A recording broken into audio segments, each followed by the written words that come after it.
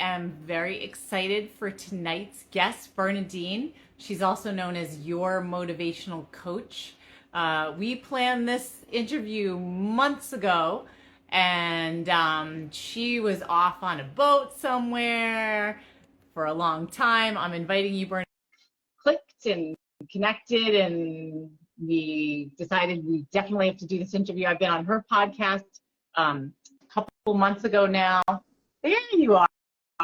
Hello. How are you doing? I'm good, thanks. And yourself? Pretty good. Volume is a little bit low. Maybe come a little closer. I don't know what it is. I've got the ear. Let's see. Is that better or not? Otherwise, I'll take It's the same, but I don't know if it's something with my phone. So let's just see how it goes. I just want to make sure we can hear you. So Bernadene, thanks for coming on. I was just saying that we planned this months ago. I know. I think we've rescheduled. This is the second time that we've rescheduled. Is the audio better? Yeah. It's okay. As long as I can hear it, it's fine. Okay. So first, Bernadene, tell people who you are, and then we'll get into our topic tonight, which is a rich one and definitely affects a lot of our people.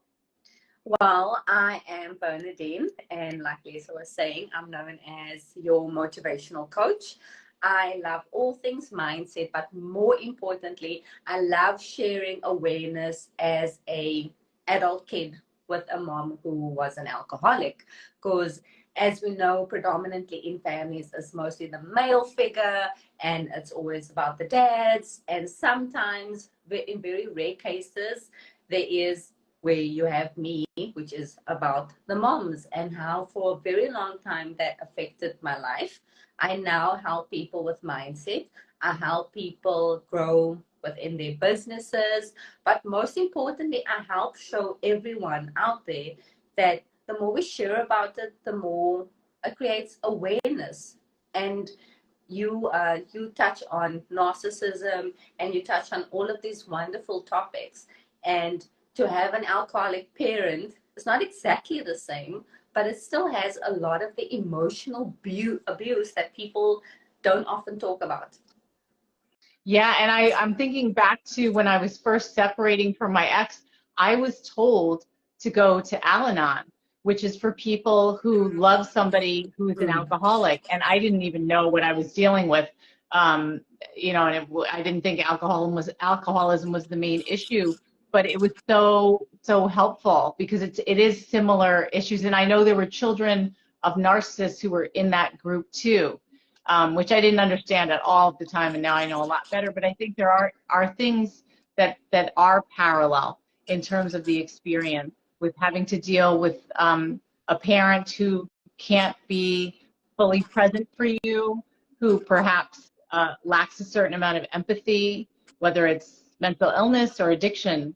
And so I'm really glad that you're able to come on and talk about this, because I want to know a little bit about your own experience, but also how you managed to get through it and come out on the other side. Because as parents, we worry so much about our kids, like this is going to completely damage my child. So why don't you tell us a little bit about what it was like, but also when did you first realize that something was different or off with your parent, with your mom? Okay, Paul, for me, I just want to start. I made just one or two notes here, but like firstly, alcoholism is a chronic disease categorized by uncontrollable drinking, which we all know is true. At the moment in the US, 43%, which is about 76 million people, are affected by this. And if we go into statistics, it's 4 out of 10 people. So 4 out of 10 people is currently going through something similar, or they know someone that's going through this. Firstly, for a very long time, I did not know something was wrong with this dynamic, because it was my normal, so to say. And when I would go to somebody else's house, that is when I realized, okay, this kind of is not normal. This friend's mom is not acting the way that my mom acts. Because when you grow up, and you were talking about how we're so afraid what happens to our kids, when you grow up, you're in your own little bubble.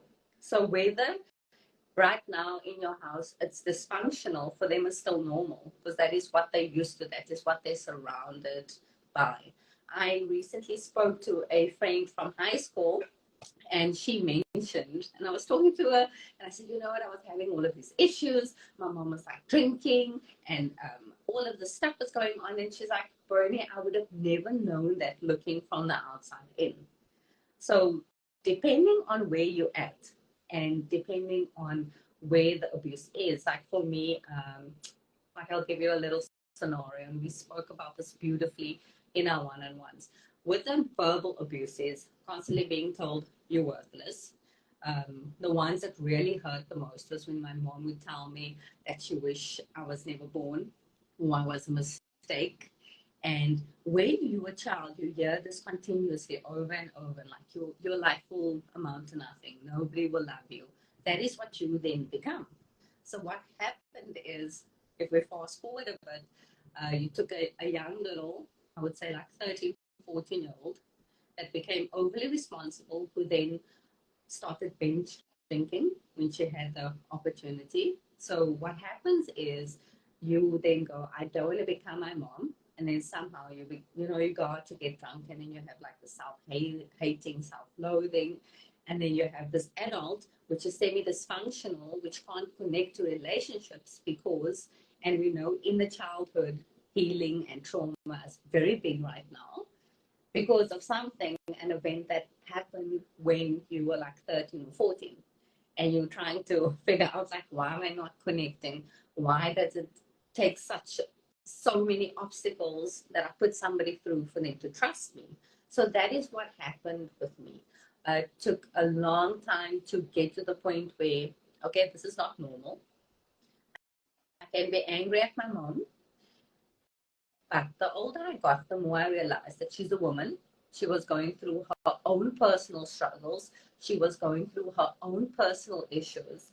And this is why on my page, when you come to my page, you're not going to get me moaning about my mother. You're not going to get me bad mouthing me about, like, about my mother, because she's a person. And at the moment in her life, she was doing the best that she possibly could with what she knew. Right now, psychology has changed. I was speaking to another client yesterday, and we were talking about how we are now unlearning what was done to us to make sure that our kids don't go through that. So, if I could give anybody advice that is in a similar situation, whether it is you, or whether perhaps you know of a sibling, or perhaps it is a friend's daughter, or who knows, maybe you are the mom that doesn't even realize that you're doing these things to your kids watching right now. It's easily fixable, but the way the world makes it, it's hard. It's hard to admit, like, look, yeah, I messed up. It's hard to admit I disappointed you as a parent. For me, I think the biggest thing that I struggled with was loving myself, because why was the one person, you see this in movies, like the mother goes out and does everything. And the one person that was set on this earth to sort of look after me and protect me wasn't doing it. And that it made so much and so many insecurities in my life. And how I overcame them is, firstly, I needed to forgive my mother, which, if I can give it to you very simply and easily, is just look at that parent as a stranger, because we have more empathy for strangers than we do family members, friends, kids, etc. So I viewed her as a stranger for the longest time. I just did the whole formal hello, how are you? Because obviously now, fast forward to being older, that doesn't mean that I wasn't angry with her. There was a long time that I would bring up everything that she did, everything that she said. And majority of the time, your parents or even your narcissistic partner, they don't recall any of this. So here I was holding on to a very terrible memory that this person didn't even know about. Like, if I right now to tell my mom, oh, that day when you told me you hated me, she would look at me and honestly not remember it. So the first thing I would tell someone is create a different anchor memory, because your parent was not terrible all the time. You were not terrible all the time. So just find something that you choose to remember. And I say this very carefully. I'm not saying we need to forgive. In some cases, it gets very extreme. But I'm saying an anchor memory for yourself of when you felt the most loved, if that makes sense. I'm not at all saying, what is fine. One memory is going to help you, with your trauma. No, no, no. You hold on to a memory of when you felt the most love and you move on from there. Nobody can say sorry for something they don't remember. And secondly, something that they don't think was incorrect. Because if that was your parents' normal, you talking to them, they're just gonna look at you like you're crazy. So that for me was the most important tool. I treated my mom like a stranger, and I started working on myself. Wow. Um, yeah, what you just said about no one can say sorry for something that they can't remember. I'm just applying it to other people with personality disorders who actually think that there was nothing wrong. Like they actually think, what did I do? I didn't mean to. I mean, I don't see it as anything wrong. And so how is someone going to apologize when they don't see it with that kind of, they don't have empathy. They don't have the capacity to take accountability for their actions. I find Okay, it, go yes. ahead. No, I just said I find it very, very fascinating that once we start looking at things logically, how it changes. The minute I literally told myself the one day, like, what if she really doesn't remember? I mean, I can't say all of us, but perhaps you had a night out and you get home and you honestly don't remember. And for them, it happens so many times that a year or a couple of years gets blanked out, and it might just be a few memories here and there. So once I took that approach, things got better for me because necessarily you don't have to heal that person. I think that is also a lot of times what people try and do. I cannot fix my mother. I cannot make her problems go away. I can only help myself. Yeah. I was going to ask about the impact. Like, do you have any siblings? Do you think that if you do you think it was different and how it affected them? Yes, um, I was the eldest, so things were a little bit more rough for me. I've got a sister and a brother, and I feel all of us managed it in very different ways. I cannot speak for them, but being the eldest, I was more always of a very protective role, depending on where again you are. So what happens is kids, there's this one little story. I'm going to see if I can do it very short. There was this guy, like, a father, he was an alcoholic, and he had two sons. The one son became a very successful businessman, the other son became an alcoholic. When both were asked the question, they answered, I saw what my father did. So it all depends on the way that you view it. Because the one son was like, I didn't want to become my dad. I'm going to be X, Y, and Z. The other one was like, well, my future's already doomed. So why even bother? So Interesting. yeah, so for me, it's a very tricky subject because how how do you heal that? You can't heal that. The only thing that we can do is share awareness, like you were talking about al-anon. Not many people know about it, and give them the tools to equip them for those situations.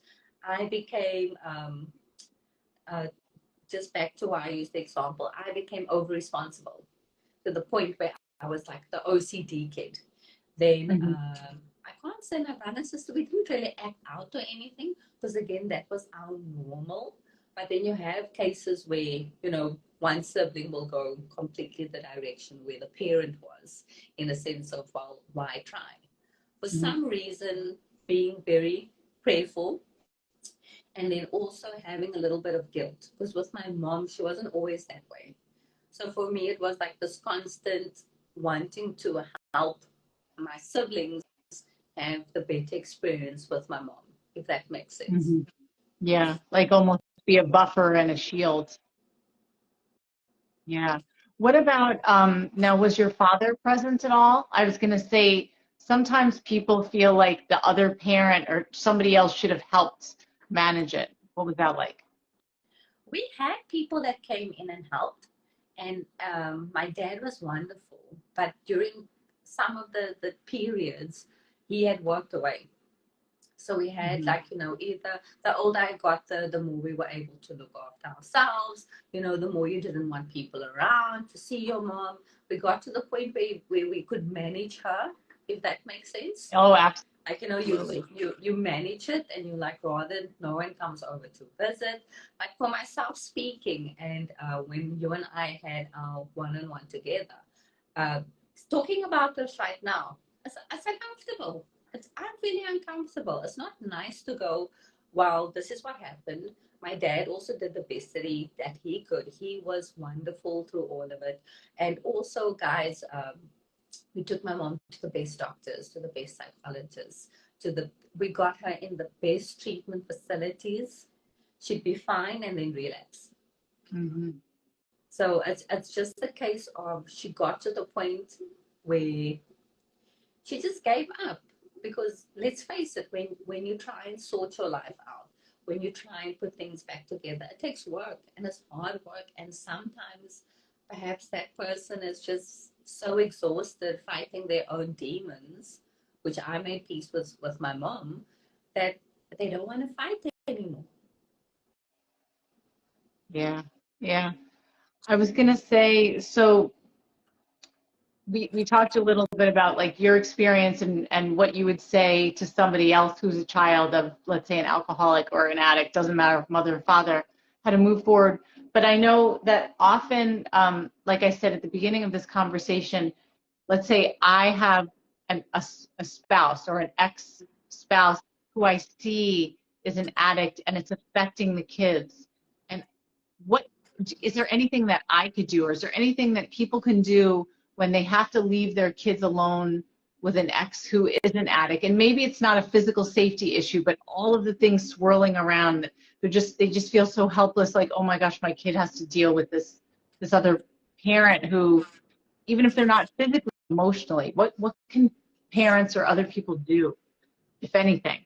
Well, for me, and I can only speak for myself, and through what I've learned, because I'm a certified life coach. I do, like yourself, a lot of reading, researching different courses.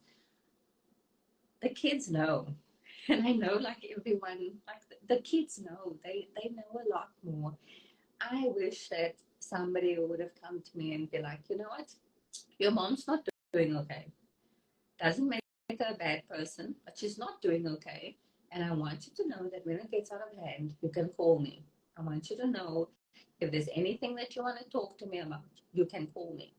You're allowed to love this person. Because in the heat of it, in that moment, because let's just give an example.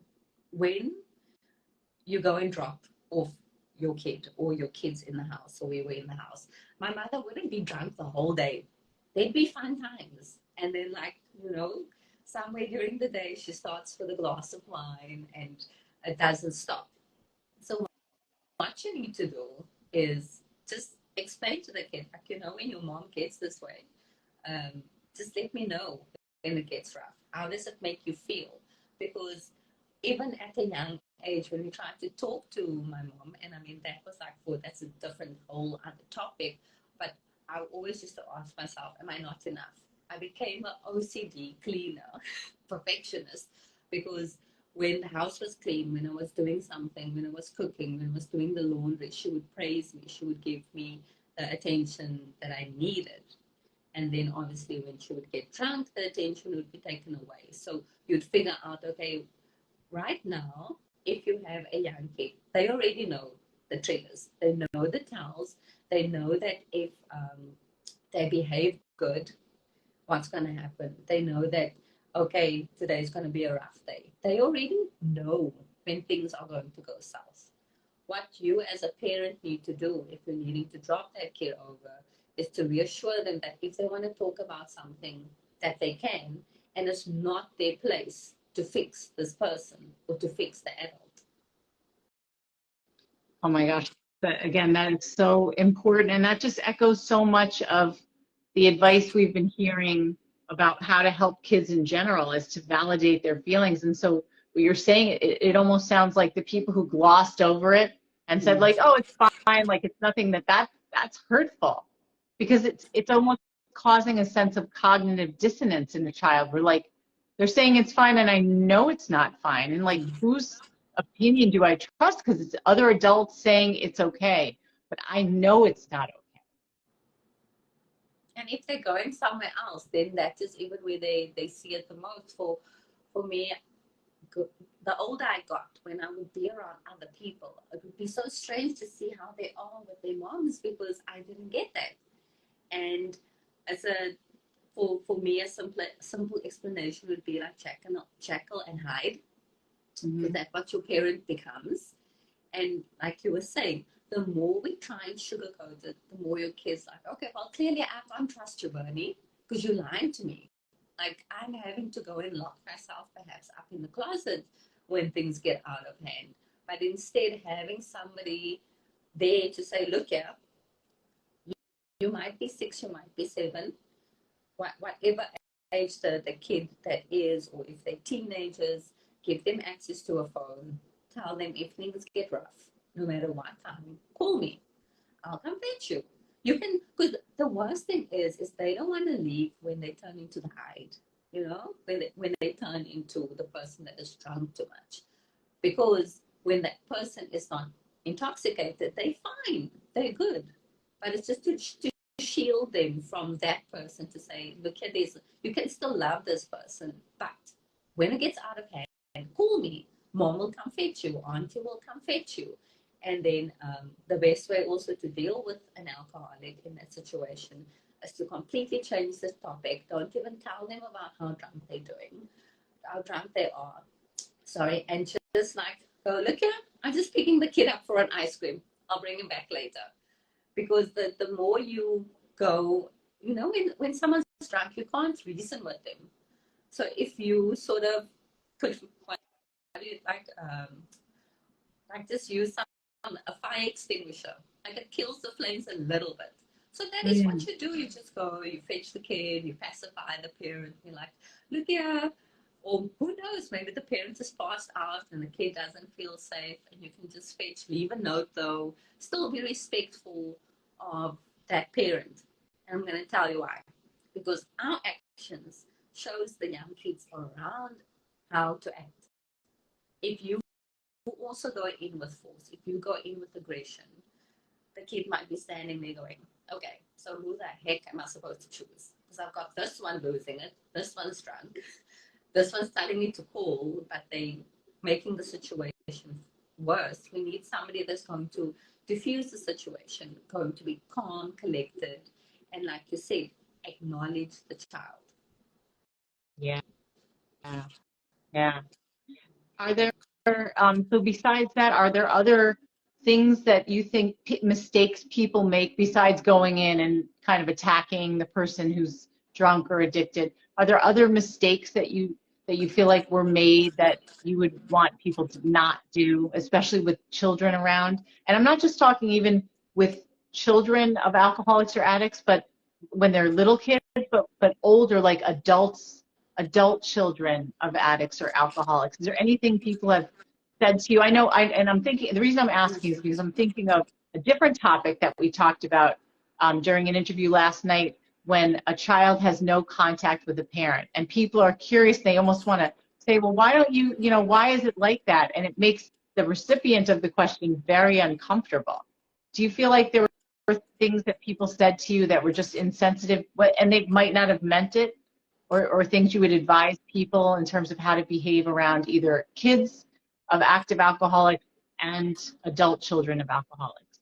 Was that question too long? That is such a crazy question, but it's good and a relevant one. I'm going to do my best to answer it honestly. Um, for me, it was just the fact that no one spoke about it. And when someone did, there was like the worst case was when someone came up and I was older, and obviously my mom wasn't staying with us. And okay, let's face it, alcoholics, just like drug addicts, they lie a lot. And my mom had told them about things that we did. And I'm like, okay, that's not true. And the person sort of accused me of not trying enough to help my mother. So I Mm. think that the best thing that I can say, especially in this kid situation, is to just be upfront to say, look here, right now it's not safe for me to be with that parent. They're going through something, and I'm giving my mom or my dad space to sort themselves out. That is all. And if someone gets more, because it got to the point where I felt like I constantly had to protect and defend myself in the sense of saying, uh, well, you have no idea what's going on, and you have no idea what my mother's put me through. So I would, knowing then what I know now, I would simply just say, look, yeah, my mom right now is not well. She's sorting herself out. It's not safe for her to be around us, and that's why she's not here. And we have helped her, just to face it head on, because the more people sort of do this jumping around the topic or not saying anything, it becomes very difficult. But I also know that we're growing up in a time in society when kids get teased and ridiculed for something stupid and minor. So you can't just outright say, look, I can't go to this parent because they're alcoholic or they're on drugs. You just be like, oh no, it's just my dad's going through something, or he's working away, or this parent is, yeah, there. Because it depends also, the question is tricky, because if it's family members, I would take my family members head on. I would just take them on and say, look, yeah, you have no idea what you're talking about. Just butt out. There's so much going on here, and I don't have time to get into it. But that's the older you get. But I would say definitely, depending on the other parent, ask them, what are they most comfortable with saying? Ask them, look here, what do you want me to tell people that is Mm. happening? What do you want me? Because my brothers and, like, my brother, sister, and myself, we were not involved in things, but it was easier for us because we didn't have that many friends, if that makes sense. People weren't coming over to the house. We were like keeping them at arm's length, and we were very good at hiding the situation. Whereas depending on the parent, if they need to be somewhere, if they need to go somewhere, it becomes trickier, because my mom, again, she wasn't drunk all of the time. So she would go out, she'd be able to socialize. People loved her. They still love her. But it's just very important to know that even in those cases where there's narcissism, where there's alcoholics, drug addicts, they are so good at hiding what's going on. Where if you'd have to say, like, oh, my parents are an alcoholic, your friends would look at you, are you kidding me? Like, your dad and your mom is so cool. Like, what's wrong with you? Yeah. Yeah, that's hard. I mean, there's such a theme here of like hiding, Mm. concealing information, and having like an elephant in the room or nobody wants to actually say it. And you're saying that the best thing to do would be to talk openly about it, Yeah. to acknowledge a child's feeling, say, yes, something is wrong, and let's deal with it. Let's come up with a story to tell people if we have to. And if they're drunk and somebody comes to visit, or like you can call somebody and say, just take me out for a little while. But nobody can really save you, right? They can't save somebody else's child because, I mean, imagine if you had been removed from that household. How do you think your life would have been different? That wasn't something you wanted, right? You wouldn't have wanted to No. be. No, in that situation, and it's so interesting. I don't know if you read or listened to the audio of Oprah Winfrey, What Happened to You. It's very, very interesting.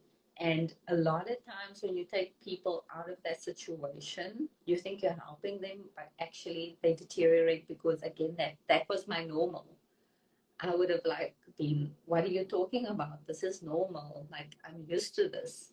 I don't need change. I'm fine. So it's a very tricky situation to get into, because once you take somebody out of that situation, firstly without preparing them, and this is why I'm always like, talk to the kids, uh, ask yourself, how do you want to handle situations? Because it's easy for an outsider to come in and be like, okay, your mom's an alcoholic. Bernie needs to get removed. And you're like, no, but this is my mother. I love her. Right. I know this. This is like a normal, like in a sense of, you understand the pattern. On a Friday night, she's drunk, Friday night, Saturday, it's not good. Don't be home.